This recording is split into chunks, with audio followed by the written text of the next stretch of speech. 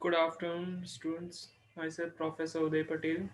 Today we study about induction motor characteristic. Okay, this is new chapter. Okay. In that we first of all discuss about induction motor. What is induction motor? After then we study about different types of characteristic which represent the induction motor. Okay. Now wait a minute.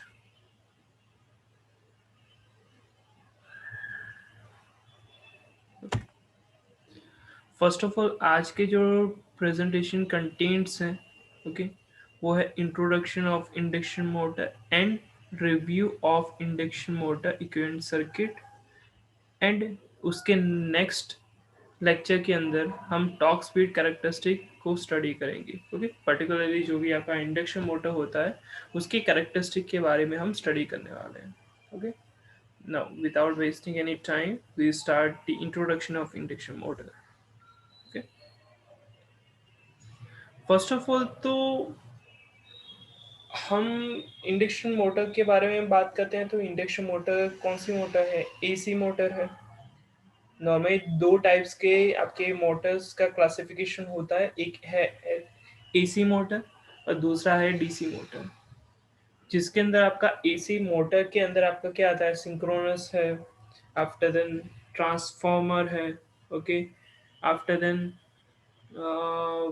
Mainly induction motor है okay और induction motor के अंदर दो types होते हैं single phase induction motor and three phase induction motor depending upon your supply voltage okay अब इसके अंदर ये जो भी आपका इंडक्शन है इंडक्शन मशीन है वो क्या है इंडक्शन मोटर है सो आपका इलेक्ट्रिकल टू मैकेनिकल में कन्वर्जन हो रहा है ओके हम अगर आप बेसिक जो भी आपका होता है मोटर तो उसके अंदर आप दो चीज़ें कंसिडर करते हो एक है स्टेटर दूसरा है रोटर स्टेटर के अंदर आप क्या करते हो स्टेटर की वाइंडिंग होती है उसमें आप सप्लाई वोल्टेज देते हो which is AC voltage okay and जो भी आपका ऑपरेशन होने के बाद जो भी आपका रोटर होता है वो रोटेट होता है यानी इलेक्ट्रिकल टू मैकेनिकल आपका कन्वर्जन हो रहा है ओके नाउ जनरली जो भी आपका पूरा का पूरा पावर सिस्टम है उसके अंदर आपका थ्री फेस इंडक्शन मोटर आपका मोस्ट कॉमनली और फ्रिक्वेंटली इंडस्ट्री के अंदर आपका यूज होता है उसका क्यों उसके काफ़ी सारे पॉइंट्स हैं लाइक उसके क्या बेनिफिट्स हैं तो एक तो है उसका काफ़ी सिंपल कंस्ट्रक्शन है काफ़ी सिंपल डिज़ाइन है वो रफ लो प्राइसेस उसका लो प्राइस है और इजी टू मेंटेन है ओके आप इजीली मेंटेनेंस उसका कर सकते हो और उसके ऊपर आपको जो इंडक्शन मोटर की पावर रेटिंग्स मिलती है ओके वो काफ़ी ज़्यादा है वाइड रेंज में आपको मिल जाता है कि अप टू 10 मेगावाट या फ्रैक्शनल ऑफ हॉर्स पावर के अंदर आपको इंडक्शन मोटर मिल जाएगा and run essentially as constant speed from no load to full load ceiling fan के अंदर भी आपको इंडक्शन मोटर देखने के लिए मिल जाएगा single phase induction motor as well as अभी की प्रेजेंट कंडीशन की बात करें तो BLDC मोटर भी आपका सीलिंग फैन के अंदर आपका यूज होता है okay now back to our main points its speed depends on the frequency of the power source okay अगर आप किसी को अभी तक नहीं पता है ओके देखो ये तो हम रिव्यू ही कर रहे हैं ठीक है इंडक्शन मोटर ये ऑलरेडी आप पढ़ चुके हो लेकिन ये इलेक्ट्रिकल ड्राइव का सब्जेक्ट हम पढ़ रहे हैं ओके तो उसके अंदर हम क्या करते हैं कि जो भी मेनली टॉपिक्स हैं ओके उसका हम रिव्यू कर रहे हैं स्पीड का इक्वेशन क्या आता था speed is equal to 120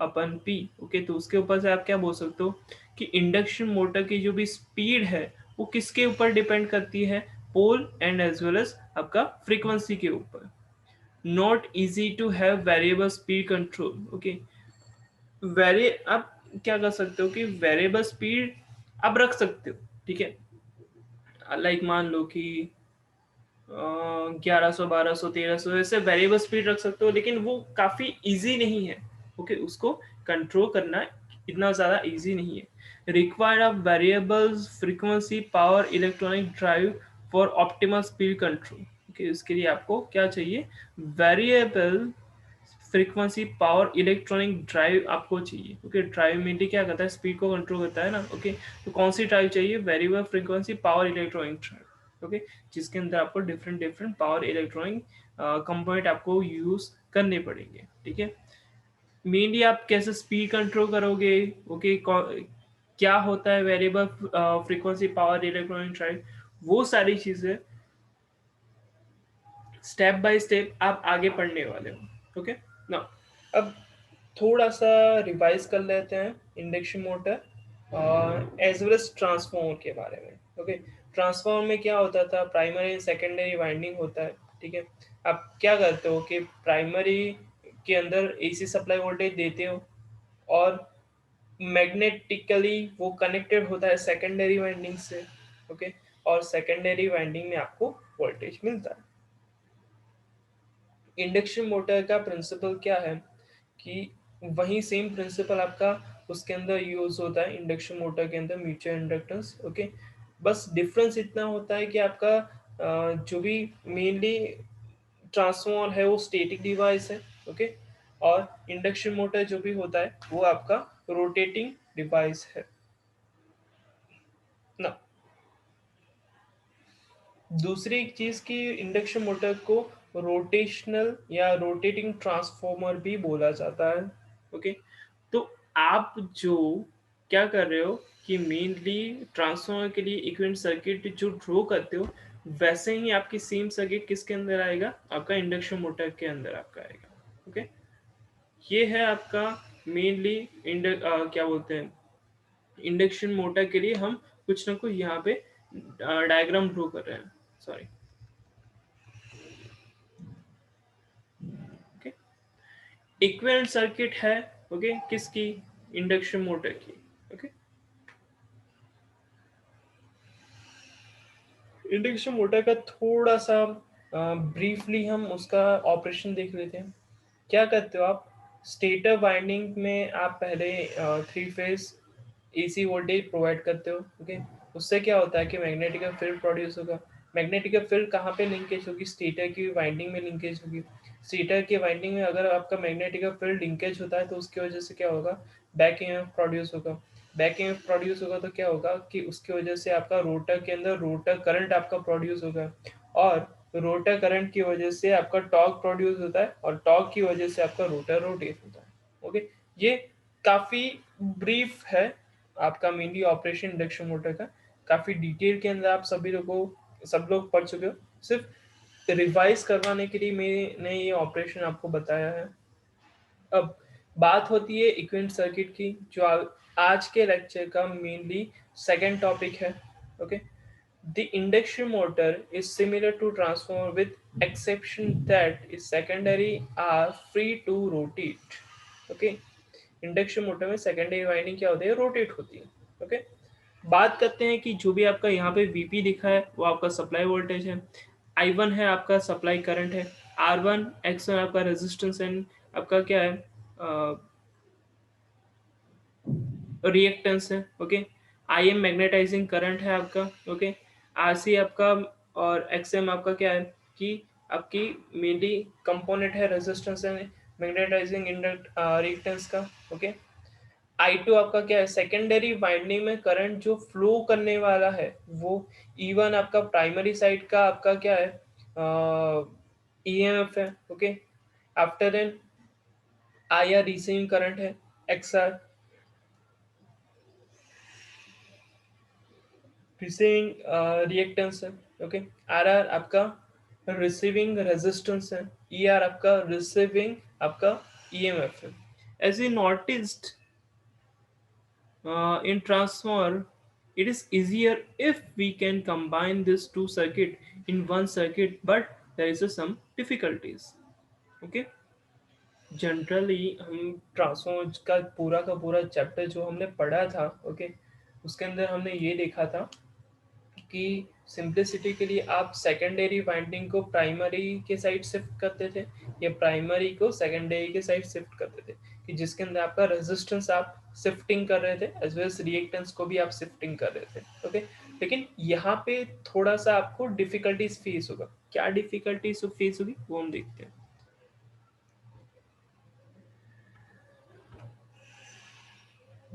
When the rotor is locked or block, okay, जब आपका क्या है,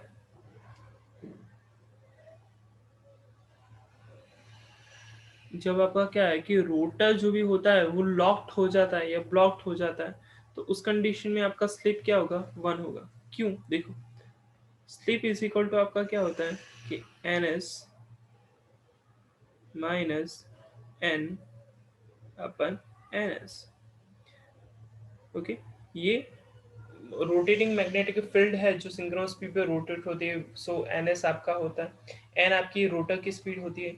ब्लॉक्ड या लॉक्ड रोटर के अंदर आपका एन इज इक्वल टू आपका क्या आएगा, 0 आएगा। सो स्लिप का वैल्यू आपको N S upon N is equal to क्या मिलेगा, 1 मिलेगा। The largest voltage and rotor frequency are induce in rotor. The largest voltage and rotor frequency are induced in voltage. Why? क्यों, ऐसा क्यों होता है? क्योंकि आपका मेनली रोटर तो आपका लॉक्ड है। ओके, तो उस कंडीशन में आपका क्या होगा कि बहुत ज़्यादा आपका वोल्टेज आपका क्या होगा, इंड्यूस होगा, लेकिन आपका रोटर फ्रीक्वेंसी भी आपका आएगा, बट आपका क्या होगा, उसके अंदर आपका रोटर रोटेट नहीं होगा। On the other side, if rotor rotates at synchronous speed, so slip is equal to 0। क्यों? क्योंकि आपका एम क्या बन जाएगा, सिंक्रोनस स्पीड यानी एन एस बन जाएगा, N S minus N S is equal to 0। Okay, तो आपका स्लिप 0 हो गया। सो उस कंडीशन में आपका क्या होगा कि induce voltage and frequency in rotor will be equal to 0। Okay, तो उस कंडीशन में आपका क्या हो जाएगा कि आपका मेनली स्लिप 0 होने की वजह से आपका क्या हो जाएगा कि जो भी आपका वोल्टेज इंड्यूस आपका वोल्टेज होना चाहिए और फ्रीक्वेंसी जो भी आपकी होनी चाहिए, ओके, रोटर की, वो आपकी क्या हो जाएगी, 0 हो जाएगी। ओके, सो ये एक मेजर इशू है, एक मेजर डिफिकल्टी है। ओके, सो आप क्या बोल सकते हो उसके ऊपर से, E R is equal to S into E R zero. Okay, where ER0 is what? ER0 is the largest value of rotor's induced voltage obtained at S is equal to 1. Okay, the same is true for frequency, that is rotor frequency is equal to S into Fe. Okay, it is known that reactance X is equal to omega L 2 pi FL। क्यों यहाँ पे reactance को only L लिया गया है? क्योंकि आपकी windings है, वाइंडिंग में क्या होता है, इंडक्टेंस होता है। सो हमने जो भी हमारा एक्स होता है रिएक्टेंस, वो हम क्या ले सकते हैं, इंडक्टिव रिएक्टेंस ले सकते हैं। तो उसका वैल्यू क्या आएगा, 2 pi F L. So as the frequency of the induced voltage in the rotor changes, the reactance of rotor circuit also changes। ठीक है, okay, where sorry, xr is equal to omega r into lr is equal to pi f r l r is equal to 2 pi, क्या put out किया है, देखो, s into F E कहाँ पे, आपका rotor frequency में। Okay, यानी कि ये वैल्यू, एंड एल आर तो आपका एल आर ही है। ओके, एंड जो भी आपका यहाँ पे मेनली क्या लिखा गया है कि X R zero. Okay, X R zero क्यों लिखा गया है कि उसकी वैल्यू है 2 pi F L R. Okay, किसके ऊपर से, ये इक्वेशन के ऊपर से। ओके, तो आप क्या लिख सकते हो, X R is equal to S into R zero. ये सारी चीजें हम क्यों कर रहे हैं वो आपको थोड़ी देर में पता चल जाएगा। Okay, where XR0 is equal to rotor reactance at supply frequency। Okay, ये आपको पता चल गया होगा। सिर्फ हम लोगों ने क्या किया है कि जो हमारे पास ऑलरेडी नॉन वैल्यूज है उसको यहाँ पे पुट आउट किया है। Okay, then we can draw the rotor equivalent circuit as follows.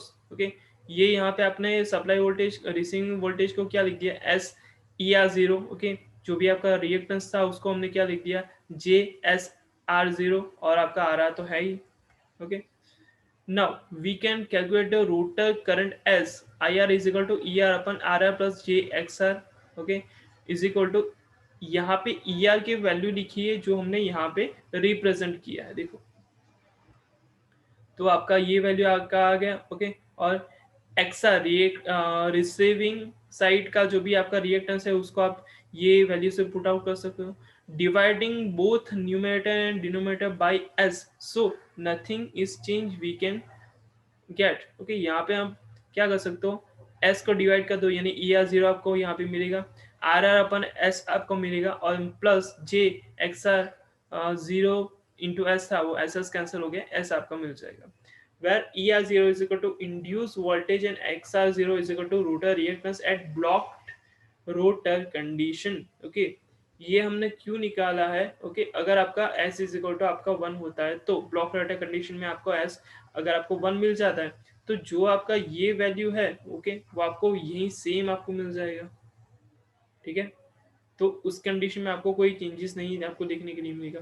Now we have rotor equivalent circuit. Okay, किस कंडीशन में? ब्लॉक रोटर कंडीशन में। ओके, तो ये कंडीशन में आपको ये मिलेगा। ओके, नाउ हम क्या कर रहे हैं कि अभी मेन इक्विवेलेंट सर्किट जो हमको चाहिए, ओके, वो हम यहाँ पे ड्रॉ कर रहे हैं। ओके, हमने प्राइमरी साइड इसको शिफ्ट किया है।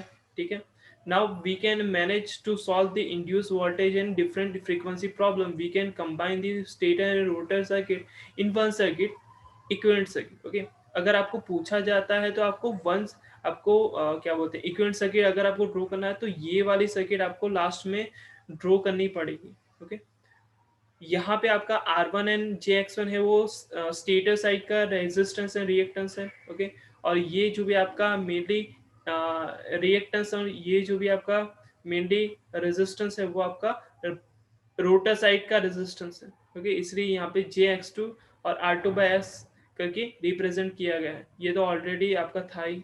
ठीक है, जहाँ पे आपकी X2 की वैल्यू क्या है, A